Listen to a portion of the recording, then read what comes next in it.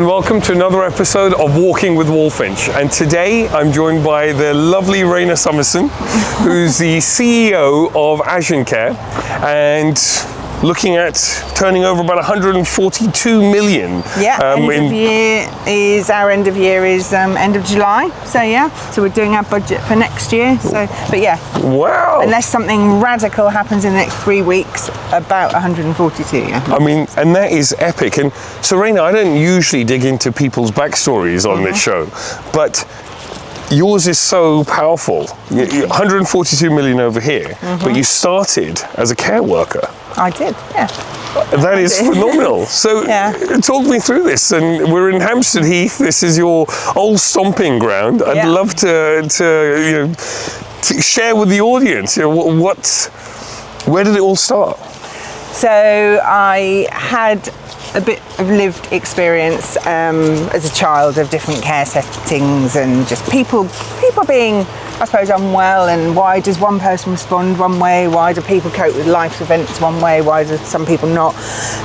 Went into care work, went to nannying first, nannied in America, came back, got a job in a hospital in Surrey, and went into a home from hospital team. Then moved, did care work in nursing homes, in people's own homes, in hospital settings, and really loved it, really felt it was making a difference, it's what I wanted to do. Carried on with that, ended up getting a job as a social work assistant, ended up having truanted a lot at school and not gone to university the linear route. I got the social work assistant role with Dorset Council. They ended up seconding me to do my qualification, so I went to uni, got my social work degree. You worked half the week, you did study half the week, and did a placement. I did placement in an adult psychiatric hospital, and then loved that. Did that for a while, got a bit disillusioned with the system, went into regulation when it was coming out of local government into central government. Really found that interesting, but people might remember there was a lot of change from one organisation to another. Got a bit disillusioned with that job satisfaction wise.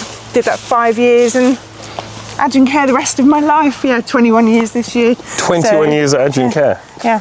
Joined Agincare when Derek had his homes he'd had for a long time as a sole trader. He had started going to domiciliary care. Had about 8 locations, but had a real vision for growth. So I was kind of lucky to get in at that starting point and be part of that incredible journey. Amazing. So what did you start as? What role did you come in as? Just did everything. You'll know, Amber, you will know, and your franchisees will certainly know that when you are small and you're starting up, you do everything. We did ops support, we did commercial bid writing, we did training, wrote policies. So it wasn't really structured. Derek was always quite good at governance, but it wasn't structured in the same way as ago. It was kind of all hands on deck. So really I went out and delivered Meals on Wheels. I did project work. You just did whatever you needed to do to get through the day. So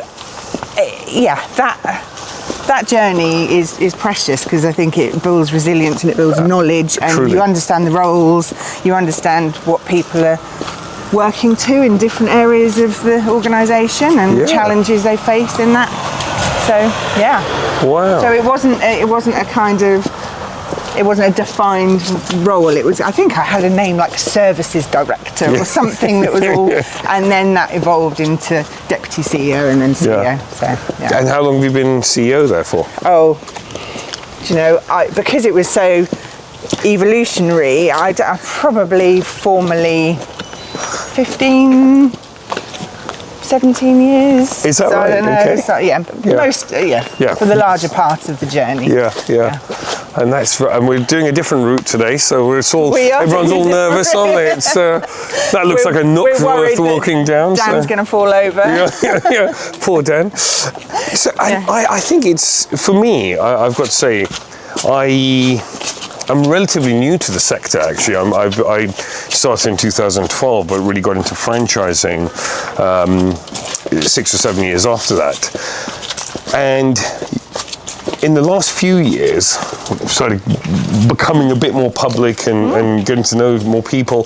But I feel like you have been such a guiding kind of star in that situation, and so helpful and kind, and really think about your sector as your colleagues. I mean, it's something you said, and I use it a lot. I love seeing you use that, Right. I love it when you see, seeing you and Ken and other franchisors and people and you've been brilliant at coming in and, engaging with people and I think all this, engaging with social media in a different way that's really needed to put across the positivity, to put across some of the bits that maybe the general public and people thinking about coming into care don't see. So, brilliant. But there's always been enough space for all of us. Truly. And, we're all here hopefully for the same thing, making a difference to people's lives.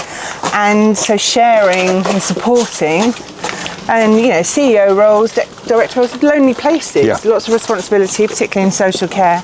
So, have you always felt that way? In terms of sharing, and just how the quote you gave me is that you in fact I'll let you say it actually. I mean the whole story. And so for the record, it is Nick from Raina when I say it. So I mean, as CFO, he delights in telling me when I talk about my colleagues in the sector. He says, "You mean competitors?" And I'm like, "No, they're not. They are, but they're not." So Dan's just trying to navigate a very narrow gap here. I mean, and it's a really interesting concept. And I remember when you and I were sitting somewhere and you said this out loud, and it was almost like a feeling I had that I couldn't articulate, and you articulated it really well. Because I think just using that word colleagues, it just the use of language changes the whole thing. And it's absolutely, and I think it's about those shared objectives. It's a very fragmented sector we work in. If you look at it from a business perspective, an organisation's perspective, part of the reason I think we often fail to get any traction in our messaging can be because it's so fragmented. People are coming from very different points, so I think that sharing and gathering together the knowledge, the experiences from different size organisations, different geographical areas, different experiences is really powerful. Unfortunately, it doesn't seem to make that much difference in the lobbying, but it does. And why is that, do you think? I think it gives a space for people to share and to reflect and think, could I be doing this better? Could I be doing something else better? And share those ideas and watch people. And you do a lot of lobbying within the sector, and we have, and you're an advocate within the whole sector. I mean, I think you have to try and get the public to speak positively about social care. You have to try and get to think about social care. I think we have got trapped in a bit where it becomes about funding, and obviously there's accusations from certain parties that we failed, but I think that is, if we have failed to a degree, does that mean you should stop? Someone has to do it, right? We should maybe look at a different narrative, more that does focus on, I suppose, doing things differently. And obviously as providers, we can be accused of trying to keep the status quo because it suits us organisationally. I genuinely don't think that most people think that. I think most people want the best, but they're trying to run an organisation and all the fiduciary duty and all the obligations that you have in running an organisation. And quite frankly, if the independent sector wasn't doing this, the government's not investing heavily in it. So someone has to do those organisational things. That doesn't mean that shouldn't be exclusive to promoting more independence, more lived experience, more people having control over their own lives, more people having better choices. So I don't think it should be polarised, but it often becomes a bit polarised. And I think there's so many directions, and I was thinking about this yesterday. while I was thinking about this filming and this opportunity, actually, as I see it, to have this one-on-one time with you and really ask you all of the questions. I mean, usually the podcast is, I kind of put myself in Amrit's shoes in 2012 and say, what does that guy want to know? And I sort of look at this and I think there's so many segments here. The way that you have, sort of that whole journey, I think is really interesting, that leadership journey, developing yourself and how people can learn from that. I think there's some really interesting stuff around the M&A work that you do, the mergers and acquisitions that you make and how you have scaled this business, because you've been integral in that, and I know that you are team, as in terms of the direction journey, and learning how to do that. I think that is something that a lot of people try to do, find very difficult to do, either because they haven't curated the team around them or they're not looking at the right stuff. And I wonder if we could start with that and really talk about, at what point did you decide, or you, Derek, and the team decide that actually this is what we should be doing? We should be, buying, rebranding, building. I mean, at what point did that sort of happen? So, it's interesting. I mean, Derek always had a vision about Agincare being bigger and being national, and that was a very early vision. And then obviously you can have the vision, but you have to kind of plan how you're going to get there. So that was quite organic, and we were mainly growing in really home care and living care. And we had Meals on Wheels back then as well, which everyone doesn't talk about anymore. But we used to deliver about 8,000, 9,000 meals a week. Whoa. So that was a preventive service, and that was all about getting nutrition, hydration, and checks, welfare checks. Obviously, often those people didn't have any other statutory services or any other intervention. So it was like an early warning service. And then we had quite a growth plan with different offices opening for home care and trying to expand live-in, and then Austerity hit, and most of our work then, pretty much all of it, was local authority. And overnight we saw Meals on Wheels contracts slashed, and there was no more coming out.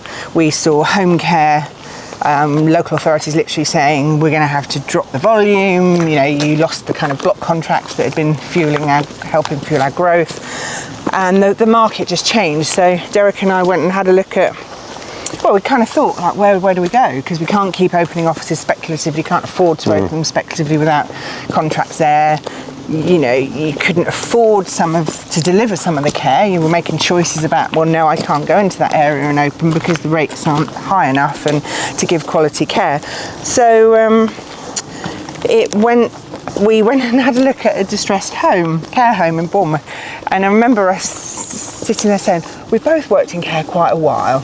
Do we really think that, although everybody's saying there's no future in home care homes, that there will be? Because you've got demographics changing, you've got workforce changing, you've got the country facing a cost issue around individual care. So we decided to go into homes, because his other 3 homes had been, he bought his first one in 1986. Okay. But they'd been kind of outside the Agincare brand and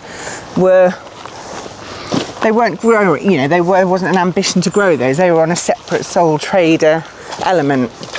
So it was quite a strategy change. That was around 2009-ish. And so really our care home group has only really grown significantly since then. Wow. Because before that, between his early care homes and then, it was more about home care and the opportunities created by care in the community. And then we kind of took that model of local authority homes that were outsourcing, of distressed homes that needed refurbishment and adaptation. Because you do a lot of turnaround work as well, I think. Yeah, I mean, turnaround for ourselves, we don't buy and flip, it's about a long-term sustainable plan. And now we've got 32 homes, and the difference for us over the last few years is a few of those are now leased. Okay. Whereas most of our mission is trying to buy more freeholds, but we have got into lease, so we've got 5 leased in London with the council, and we've got 2 in Somerset, and we have got 2 just in Swindon that are longer term. Wow. And so when you are buying a home, what are the 5 different things that you look at and think, this is why I'm going to buy it? I'm sure it's more complex than that, but... To be honest, sometimes it's opportunistic. So we wouldn't usually historically have ever bought at market value, something that is up and running. We wouldn't have done new build.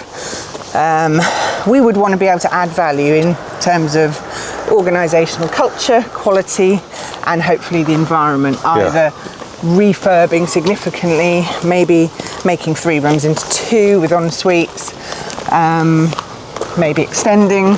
So we've done some quite significant build projects, but we wouldn't have normally done complete new build because that's expensive. And we're not going to sell them, so you need to, there's wiser ways to invest our money, really. That's very interesting. And so really it's kind of looking at the opportunity and thinking, well, where could I add more value? Really. And absolutely, you don't want to pay for someone else having added that value. And I think that's really interesting when you're looking at it from the property investment perspective as well. I remember reading this book by a chap called William Hill years ago, and he was a big property investor in the States. And his whole concept was you really kind of earn when you are buying rather than when you're selling. And it's kind of understanding that you need to buy at the right price and be able to add the value. And what about other services? So you buy supported living, dom care? Not really, no. We've never been acquisitive in terms of things that are goodwill. Right. So live-in care, home care, apart from 2 occasions when historically when there were big contracts out, we won a big contract in a new geography and felt we needed a foothold. Other than that, we never buy. We've taken over people that are kind of maybe exiting a locality, and we kind of can save them a little bit of money on redundancies or rent or something. And then supported living, we've got mixed, so we do buy some of the properties as a landlord, but we would buy the properties, get the registered provider relationship, do the care and support provision, and do that organically. We wouldn't buy a kind of trading entity. And then we work with landlord developers as well. So a little bit of a mix. So where did you learn all of this? Just on the job? And where does all this come from? It is absolutely on the job. I mean, this is the great thing, isn't it? And you do learn. I'm going to make sure I don't get whacked in the face ducking and diving with an oak tree. I mean, on the job, Derek, he did his chartered director at the IOD quite early on. And then he put me through some IOD courses, and then we've tried to do board development sessions.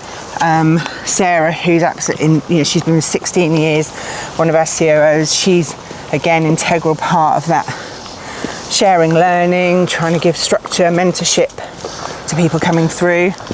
As you get bigger, you're employing people who've had a bit more experience in different places than you, so you're blending all the skills. Reading, learning, talking to colleagues, watching. A lot of it is about people, isn't it? It's about people, it's about relationships. And I know when I did the IOD course and I went on and it was a bit pale male stale. And I went on and I was a bit sounds like care to me. Well, it wasn't even care. Oh, it always sounds like directorship to me, And I went in but actually there was stuff about negotiation and health and safety and law and in social work. I don't think people realise you do awful lot of law. You do quite a lot of quite heavy stuff, quite a lot of policy stuff.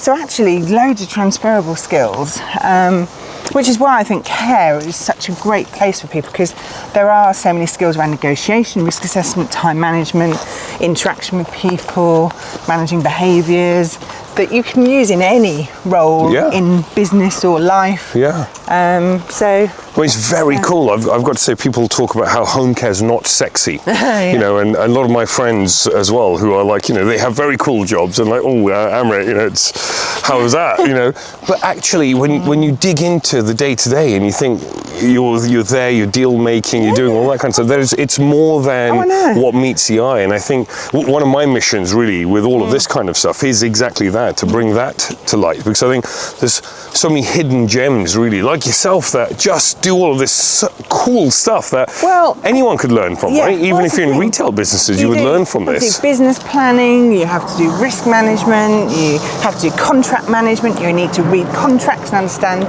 law. Yeah, you might use lawyers, but you have to ultimately take that decision. It's your risk. Yeah, and it's your analysis of that risk as well, I think. You know, you have to think about the balance in care. I think is almost more difficult because you're always treading that line between not talking about things like they're a commodity, because they're people and people's lives, and you really, it's also nuanced, and I think you learn loads, but that's where I think some of the work all the work you've been doing with this and with the social media is making it a bit more exciting, because I think people do I say to people, God, we've got commercial director roles, you've got finance roles, you've got marketing roles, you've got recruitment roles. It's amazing. You've got quality roles, HR. So nothing's boring because you're dealing with this live thing and you're making a difference. Doesn't matter whether you're in a back office function or direct care work. You're helping in an organisation that's making a difference to people's lives. Truly, I mean, when you think about it, and you think about the sheer numbers, 142 million, and you think, if you pick that up and take that to any other sector, I mean, everyone wants to be working in that, don't they? Yeah. And how do we reframe that? Yeah. And so my other question, kind of segueing out of the M&A piece is around that leadership bit, because, to scale, to buy new businesses that have different cultures, different investment strategies around that whole thing, then the sort of people that you're going to need around you is going to change over time. It's going to be different. And also the other part of that is really thinking about, got a challenging walk today. Yeah, we've got a proper walk, Raina. Thank you very much. None of us know where we're going. I'm having a wardrobe malfunction because I keep flashing, my button keeps coming undone. Apart from that, it's all fine. We have no idea where we are. We have no idea where we are, but hey, that's part of the fun, right? That's walking with Walfinch. We're walking about today. Yeah, what way do we go? There looks like some shade down there. So one of the things I'm really interested to understand is, how do you manage the quality, service, and actual businesses from afar? Your head office is in Dorset. It is, right on the sea, so you can't get much further south than that. Yeah. But your services are all around the country. Yeah. So how do you do that? Who's in your office there that helps you kind of do this whole piece? So I think your vision, mission, values is really important as you get bigger.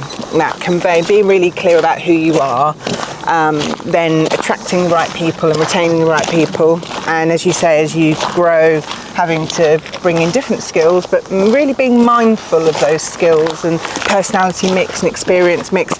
Have you got enough business savvy and finance savvy? Have you got enough care and history and people who really understand care? Have you got, your people that have grown through the ranks and kind of become, grown with us and only been in Agincare? And have you got people with different perspectives, or how do you get those different perspectives? So all of that really important. If you've got that framework, you try and, I suppose, then have your policies, your procedures, your learning and development, your communication that reinforces this is how we do things in Agincare. This is what we believe in. This is why we've been successful to date.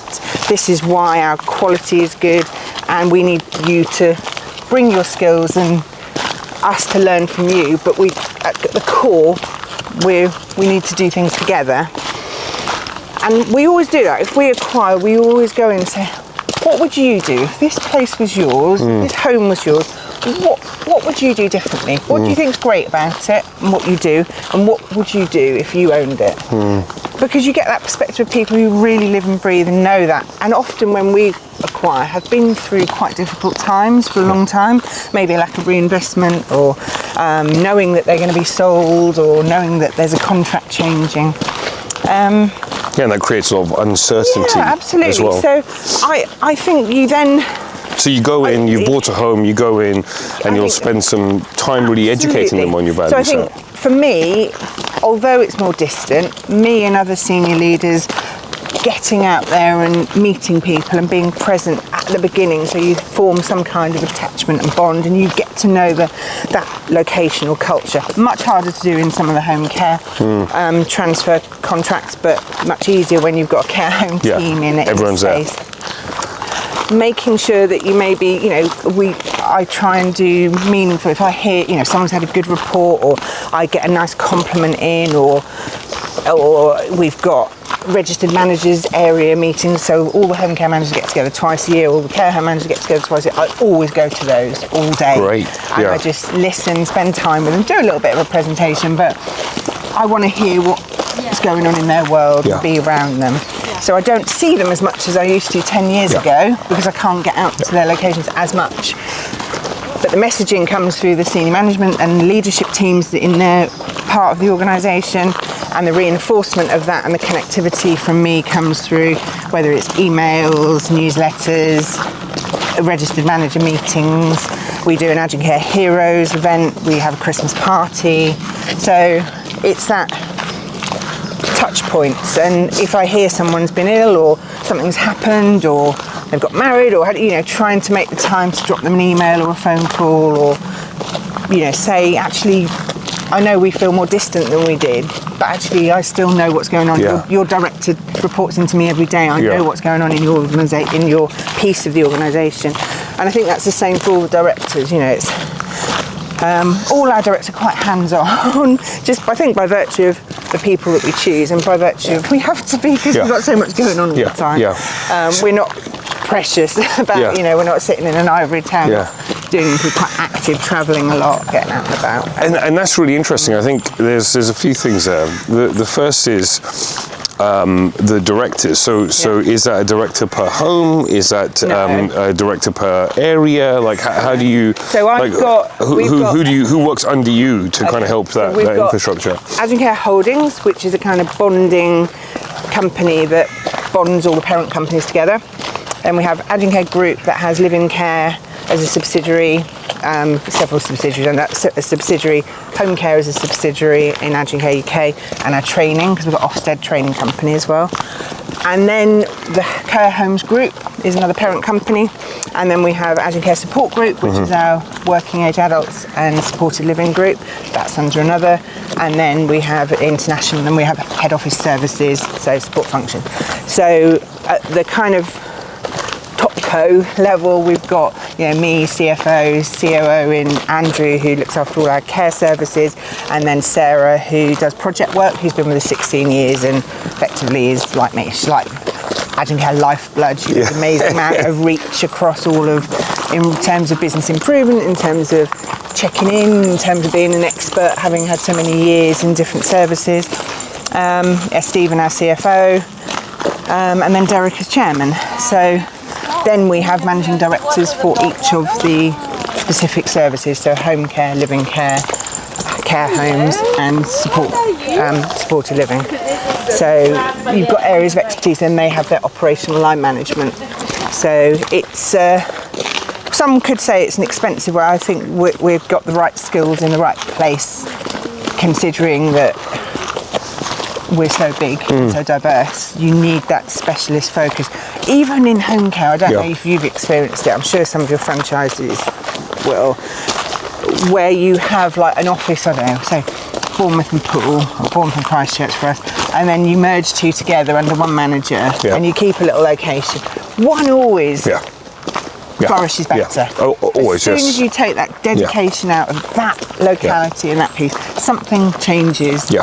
And they're hyper-local businesses as well, right? So I think it's the same for us. You know, we're just merging live-in and home care a bit more together, because the market, I think, is requiring us to look at how we can do that differently, more crossover.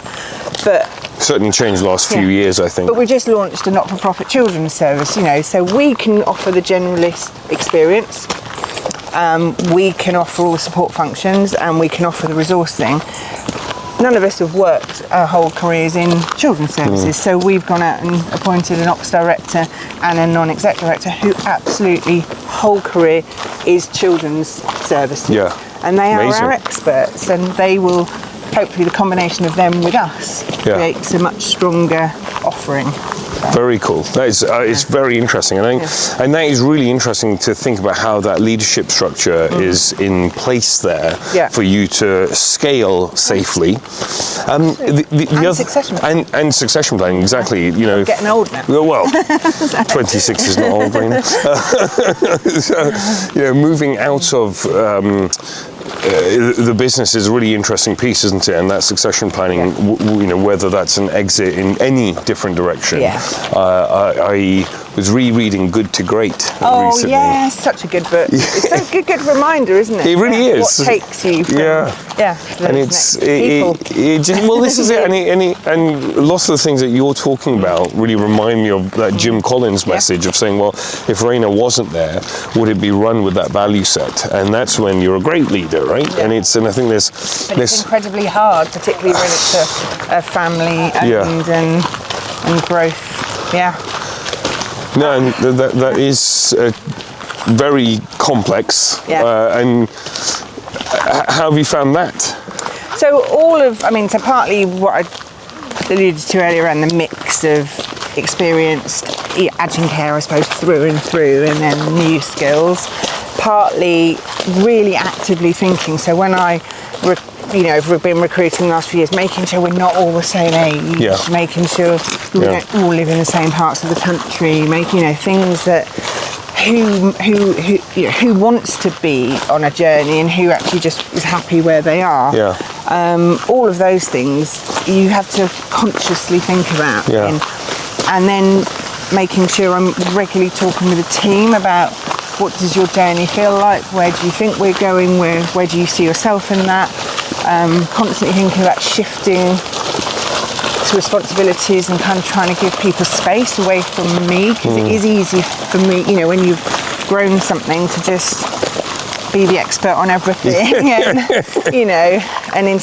it's that, where do you step in? I'm not saying I always get that right. I'm sure my team would say I didn't always get that right, but really trying to give people space to bring their own mark to it while retaining the culture and saying, look, I know you might think this is odd, but we've been going for nearly 40 years, and this is partly why. These unique things that might seem not corporate or not, okay, we don't want to become such a faceless corporation. And you're really not actually, which is really strange for the size that you're at. So then it's like, well, do people have loyalty to Derek and I because we've been around so long, and do they have loyalty to new people? Actually, I think as you get bigger, I think you retain it, but it becomes less important, because I don't see them as much, so their daily touch point isn't me. So they might go, oh, I really miss Raina. Doesn't mean that the company's going to fail or they're not going to be happy. It's just different. But it continues in a different way. And we get that in the senior, some of the shareholders. We've got Derek's 3 sons, and sometimes we have family meetings as well, and we have conversations about that difference, and I'm saying it will be different, but that doesn't make it wrong. As long as we've got a robust team who function, who are good, things will change, because Derek and I have together, particularly for him, it's his vision, his baby. It's a baby, you've nurtured it. You're looking at it a different way. You can probably never expect other people to look at Agincare in exactly how we do. No one's worked. No one's done the graveyard shifts, right? And you have, and that's not wrong. It's just different, and something you have to be quite mindful about. You can't just take it for granted. I think you do have to make that conscious. Who in your team has got. You don't want them to be the same as you. You want everyone to be different, but combination. Have you got that humanity? Have you got the humour? Have you got the empathy? Have you got that relationship management expertise with local authorities? Because, have you got Derek's commercial entrepreneurial hunger and business savvy to get to the root of an issue really quickly and being quite objective about that? So you probably haven't got them completely, but you've got them enough to, you know, it's a real failure if you walk away from a company and it all falls apart. Yeah. Well, hey, that's Jim Collins would not be happy about that. Exactly, I wouldn't be happy with that. So it's very complicated. People often say, "Oh, you know, it will be so," and you know, no, that's an insult. It's not a compliment. Yeah, you know, truly. people think it's a compliment, but it would be a nightmare. I've spent 21 years of my life helping make it what it is. To think that it would be so deficient if I wasn't there is awful. No, and I really genuinely, I've just got some great people around me, and I know it wouldn't be. Yeah. I know it wouldn't be. It would just be different. And so I've got a few other little bits that I want to dig into, and the first one is just think about everything you're saying. Do you have a framework for leadership? You know, whether that is, right, here are the times I'm going to text someone, but here is the times I'm going to send them a handwritten note or flowers or whatever it is. And, you know, because you are very good at, in my experience, and I've seen you do it, but you're very good at giving very specific compliments, which I think is a really interesting thing in leadership. You know, it's not just you've done that well. It's hey, you've done that well because of this, this, and this, and this is how it's helped me. You know, and I've watched that happen. I think that's really, really cool. But I'm interested to understand whether all of these things that you're saying, is there a system behind it? Or is it more gut because it's instinctive? I think there is. I think some of it is just me. I think, you know, we've talked about it before, and I talk about it quite often. But, you know, there's a lot of labels around authentic leadership now. Yeah. But I genuinely, I kind of, what you see is what you get. Yeah. And sometimes that drives people up the wall. Yeah. They think I'm, as Derek would say, I'm too fluffy, too laugh, I'm too informal, it's me, take it or leave it, and I've done all right. Yeah, more so than I've done all right, and that doesn't mean I'm everyone's taste or everyone's cup of tea, but I know I instill a culture where people feel that I care about them. And that's really important to me, and I feel it should be important to a care company. Yeah. So I try and, I suppose, role model, and if I send something, if I do something, if I say, oh, have we sent them flowers, or have we recognised that, I hope that sinks down, that people in the team then go, oh, when this happens, Raina would do this, and actually that's worked well in the past, so let's do that. And so I don't think there's a certain, we have long service awards, and I do all the letters for 5 years upwards, and I always try and personalise them and try and find a bit of nuggets. If I don't know them personally, what are the nuggets about that person? So things like that are in a framework. You know, awards come up, they come on my desk, I ask someone to go and find out a little bit more, I ring someone and find a bit more, and then I personalise that letter myself, and it goes back and goes out. That, you know, there's frameworks for the awards, there's frameworks for learning and development, certification and celebration, and employee of the month and things like that.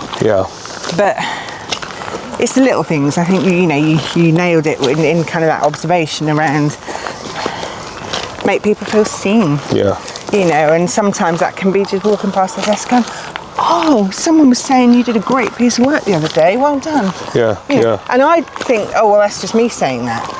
But actually people say, oh, it's the chief exec saying that. It means so much. It's Raina saying that. It's Raina knows what I'm doing. You know, someone's told her, or Derek, or Sarah, or Andrew. So. Well, I mean, hey, look, I'll give you my own fangirl moment where I think we were on the same panel, and you, before the thing started, spoke to me, said you'd seen some of my stuff out there, and I was like, my God, you know, this Raina Summerson knows I exist, you know, truly. You know? Everyone knows you exist. So, you know, I couldn't believe it, actually, and so if I was, you know, part of your team or the people out there, I thought, you know, that just means so much, I believe. So it's really interesting. The other thing I wanted to ask you about, and I kicked myself if I didn't talk about it, is, you know, female entrepreneurship, female leadership, and, you know, what we've spoken about it in the past. What do you make of it within the care sector? Outside of that, I mean, you're running, you know, probably the biggest privately owned care business in the UK, or one of, you know. And actually, often you don't see females in that a CEO role Yeah. in that same situation, which I find really interesting for a sector that employs over 80% women. And I'd love to get your take on that and just what you think, you know. Come on, Dan. Come on, Dan. You've got to run faster than that. Do my button up again. Yeah, I mean, I think that we, you know, having been at the Care Show last week doing a Women Shaping the Future panel, I'd love to say, well, a tribe in social care are nearly all men. Yeah. Because when I was going to lobbying in large provider events 10, 15, 20 years ago, there weren't really any women apart from CEOs of trade association, policy officers, and charities probably. Yeah. So they were my peer group, and I'm lucky that they have been a most amazing peer group, and we, you know, we've still got great support network to this day. But what is lovely now is that I can go on a panel and there's several other CEOs, and we've got stuff around women achieving greatness and celebrating and saying, you know, these people are here often with a journey that is achievable, and you can do it too. And most of our workforce is women. And so I think that's really important. I think there's a lot more female CEOs now, and that's great. And you know, things like Women Achieving Greatness that Care Talk and Lisa and the team have put together is really important because people need a role model. They need to see people there.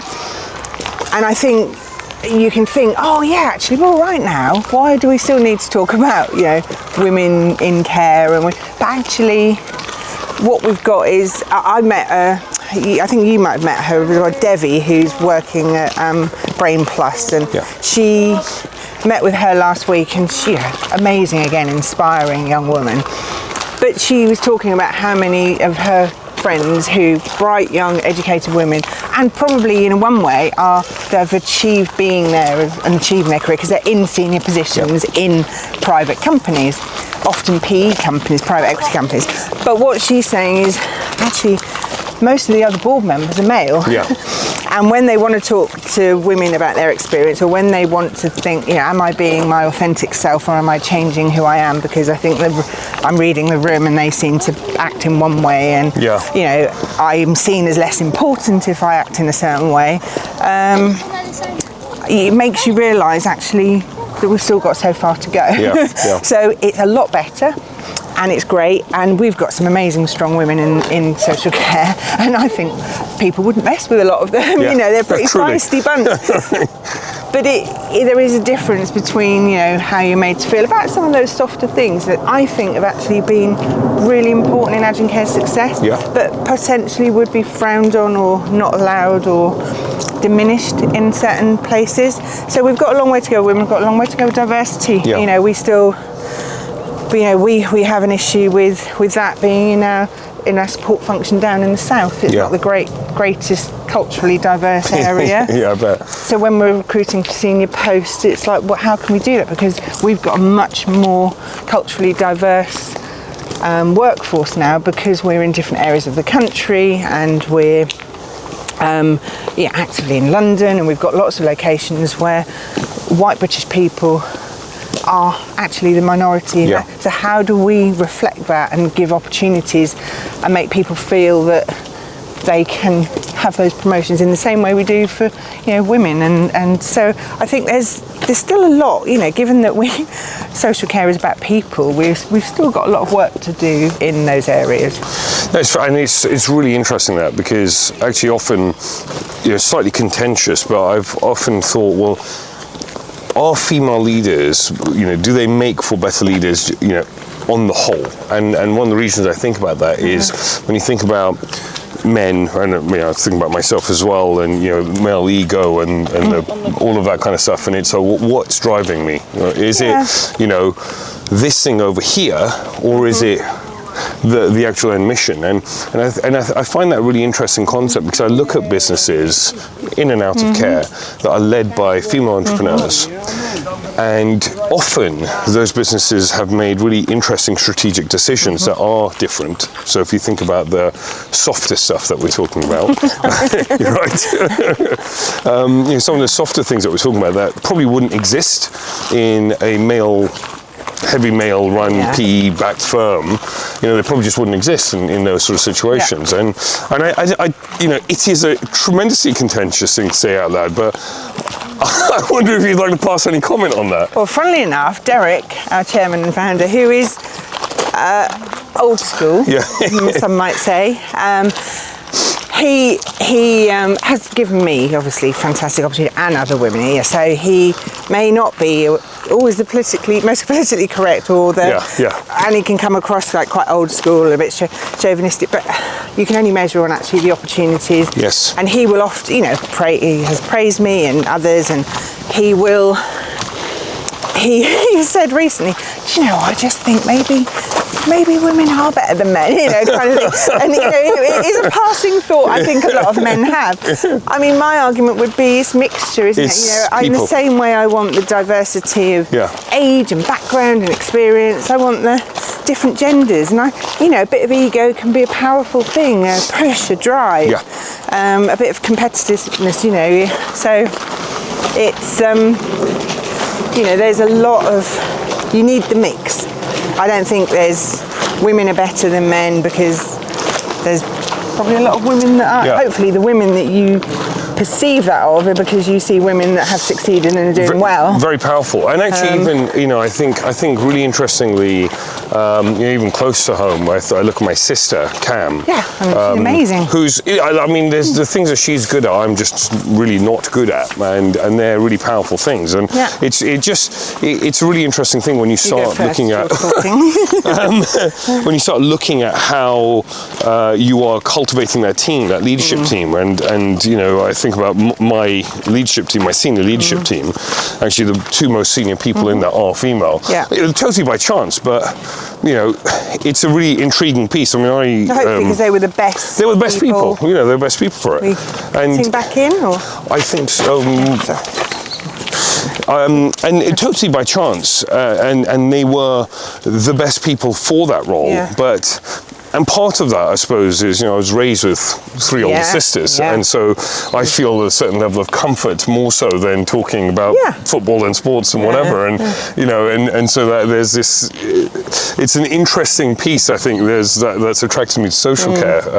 You can see that in your relationship with Cam, though, and, I think it's one, it's lovely to observe on social media, and that support and mutual respect and admiration, and that's really important for people to see. It's important for your workforce to see, and people that work with you. It's a real stuff. It's what you were saying earlier, right? Yeah, absolutely. And before I get to my final question, you grew up as we go into the woods. It's all getting scary now. Setting Dan a challenge now. Poor Dan with he's getting all of the thorns as well. I'd love to hear about how it was growing up around here. I mean, this is what an interesting place. It's going to be a very different time as well. Dan's like, you didn't grow up here, did you? In this particular section of the woods, Yeah, so my whole family, my history, they were Camden Town, Kentish Town, Chalk Farm, kind of Belsize Park. So a lot of the history, well negotiated there, Dan. And a lot of the history is around North London. We live just up from Swains Lane in a place called Holly Lodge Estate, which has the most amazing, very expensive houses up the middle, but council flats to some of the roads. We lived in the council flat, and my nan and granddad lived in one, and amazing memories, because Nan and Grandad lived here till, Nan died 2012. So this was such a part of our lives, coming out on Hampstead Heath with Nan and Pop swimming in the swimming ponds.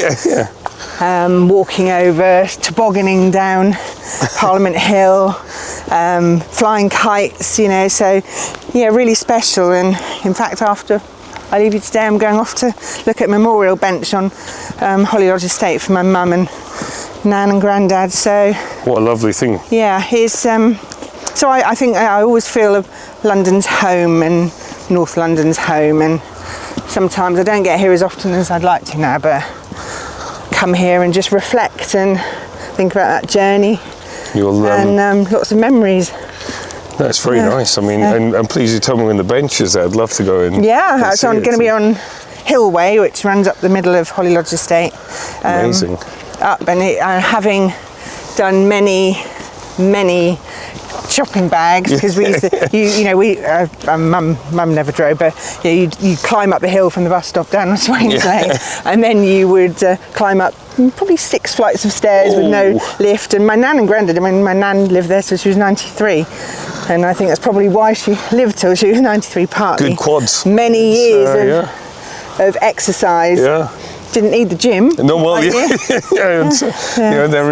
there is a lot of data out there to say good leg muscles has a relation to all-cause mortality. Yeah. So it's I think it's lovely to be here today and kind of travel some of, albeit a path on the other side of the heath more. Yeah, but it's, we'll find the right place on your second part. Yeah, we're not sure where we're not sure where we're going, but it's always lovely to walk on here. Even when it's an uphill struggle with the sun in your eyes. Yeah. But I really appreciate you coming along and sharing so candidly today. Okay. And one of the parting questions I always ask all the guests is, if you had one thing that you could say to people that would help them on their journey to building the next £1 million in their business, what would it be? I think although it's a business kind of money question, I think it has to be that be yourself, never stop learning, never stop growing, never stop respecting the people around you, and take them on the journey with you, because you can't do it alone. Yes. So wonderful. Yeah. Thank you very much. Okay. Good to have you on the show. and thank you very much. That may have been our longest episode, but one of the most interesting, with the very wonderful Raina. Until next time, thank you for tuning in.